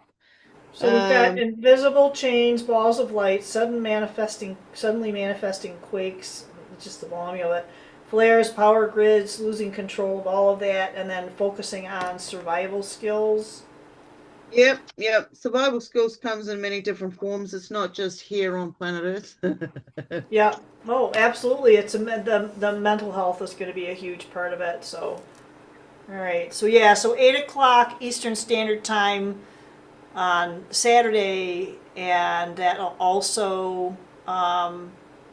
Thank you, rockers. Rock on. It was awesome to see you here this evening. And then it'll be noon on Sunday, New Zealand time. So y'all got to figure out where you fit within that bit of business, because that was fun. Yeah, we'll make it happen. We'll have some fun. Yeah, Woohoo! Ah. All right, absolutely. again, thanks for stopping by. Please do like, share, comment, hit the notifications button. And maybe we'll have to do something a little different, special. We'll work. I would still like to be able to get my new friend on, my Reiki Yep, practitioner friend. yep. She's pretty awesome. We'll figure out a time between the three of us and get her on, because she's a whole lot of fun. Anyway, I'm just gonna leave that where that is at. Yep, no, So that's good. again, yep. So any last words before Yeah, we? be nice to yourself. Be nice to yourself. At the end of the day, give yourself that attention and that appreciation, that acknowledgement. Say hi to you from you. You know, you've got someone to hang out with, they're always hanging out with you. So be nice to you and enjoy the rest of your day. And I will see you tomorrow. Yeah. Yeah, don't be looking in the mirror going, "Are you still here?" Oh shit. Yeah. Yep. No, Yep. don't do that. Yeah, just appreciate yourself. Thanks again, everybody, for stopping by and being such a. This is probably the best chat we've ever had. Just a lot of really good vibes. Yeah, and I'm posting stuff. Stone's posting stuff. She's involved in a lot of groups, so I'll update all the comments, connection stuff that's in the Yeah, description we'll get on box we'll below. get on top of all of that. That's not at the moment it's not important. We'll get on top of all of that. We Hit get the there. notifications button. That's probably one of the most important things, like, period, because I might throw something out there like I did the other day with Tanya. That was just like a hit or miss. I have a couple of days off from the day job, and anyway, so we'll all Yeah. make it happen. Thanks everybody again.